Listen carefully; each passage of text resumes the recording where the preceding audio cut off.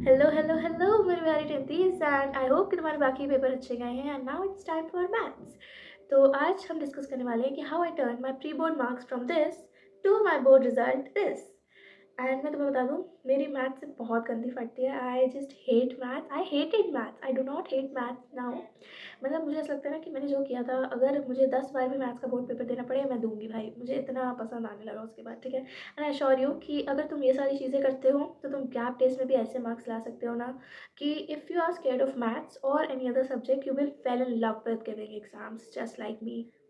First things first, Shobhit भैया के हर एक मैराथन अटेंड करना, ठीक है। उसके अलावा GPD स्क्वायर जो भी वो दे रहे हैं, जो क्वेश्चंस वो दे रहे हैं वो सब सॉल्व करो। उसके बाद 10 AM वाली मैराथन अटेंड करना एंड 4 AM वाली marathon is compulsory on the exam day. क्योंकि मैंने एग्ज़ाम दिया है, मैं तुम्हें बता सकती हूँ कि उनने जो क्वेश्चंस कराए थे उससे बहुत सारे क्वेश्चंस आए थे। एंड मेरी जो भी गैप डेज की प्रिपरेशन थी उसमें शोभित भैया has played a major role. अगर वो नहीं होते तो I would have barely pass the exam, but I scored good marks because of him, ठीक है। तो इतना तो तुम्हें कंपल्सरीली करना ही है। But as a student point of view मैं तुम्हें बताऊंगी कि तुम इसके अलावा क्या कर सकते हो एंड तुम्हें वो कैसे करना है, जो मैराथन से उन्हें अटेंड कैसे करना है, ठीक है। Even if you have missed marathons for now, इतने जो आज 3 तारीख है, 3 मैराथन्स हुई है, you can attend it now. And I tell you this thing कि जब मेरा मैथ्स का पेपर था ना, तो I was so stressed about the exam कि हमें 3 या 4 दिन के गैप डेज मिले थे। And you can see my shorts, I started this channel that time only and मैं लिटरली 2 घंटे सोई हूँ हर दिन। I have quitted eating, sleeping, everything just for that one exam. अगर तुमने मैराथन अभी कंप्लीट नहीं करी है तो आई वुड से कि तुम पहले मैराथन्स करो। बट अगर तुम साथ साथ में चल रहे हो भैया के and you have attended the marathons, then do this thing कि जो मेन NCERT बुक है एज वेल एज जो RD शर्मा अगर तुम्हारे पास है, तो उसमें जो मोस्ट रिपीटेड क्वेश्चन है बोर्ड्स में एंड जो इंपॉर्टेंट एग्जाम्पल्स हैं वो तुम सॉल्व करो। क्योंकि तुम्हें काफ़ी दिन मिले, हमें इतनी छुट्टी नहीं मिली थी। But if I would have been given this much holidays, I would definitely solve the book and I would definitely solve the whole NCERT, ठीक है। मैं कर लेती सही में, मतलब मैं इतनी स्ट्रेस थी उस टाइम एग्ज़ाम के लिए। एंड डू दिस थिंग, ठीक है, नोट इट डाउन, ये कर लेना अगर तुम्हारे पास टाइम है, क्योंकि तुम्हारे पास है, ठीक है। And the next thing is, लोग समझते हैं कि चैप्टर के सामने जो उसकी समरी दी होती है वो पढ़ना इंपॉर्टेंट नहीं होता है। बट आई टेल यू कि कभी कभी क्वेश्चंस सामने उसी से सीधे उठ कर आते हैं, ठीक है। इसलिए आई वुड से कि तुम एक बार चैप्टर की समरीज पढ़ लो।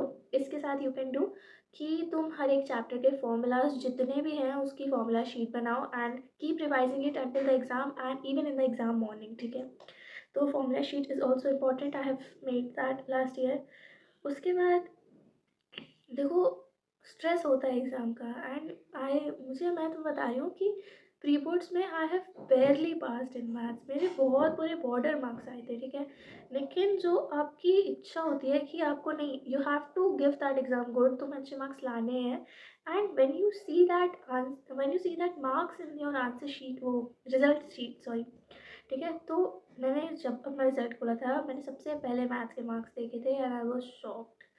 आई was I was shocked and I was happy to see that marks कि मेरी इतनी मेहनत जो थी that has given me some result and I was just too happy to see it. And यही मैं तुम्हें बताना चाहती हूँ कि तुम अभी जितनी मेहनत करोगे ना, वो तुम रिजल्ट में जब देखते हो ना, तो तुम्हें अंदर से थोड़ा सा कॉन्फिडेंट आता है कि if I am planning to do something and I am intending to work for it, then I definitely will see results now और लेटर, ठीक है।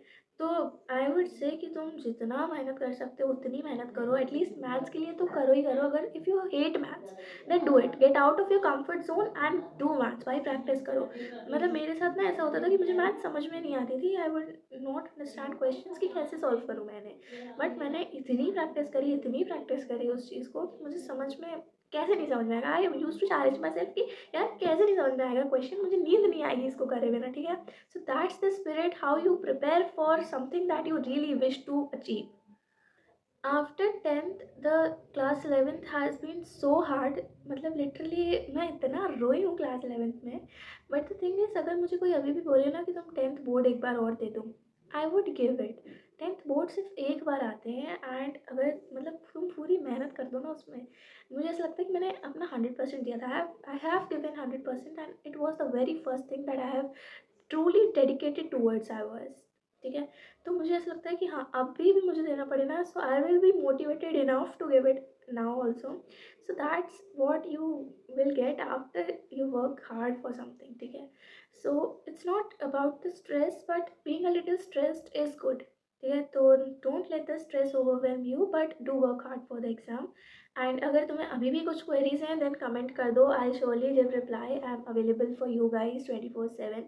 ठीक है? So bye bye and all the best for your maths exam. Do prepare well, work hard. Bye bye.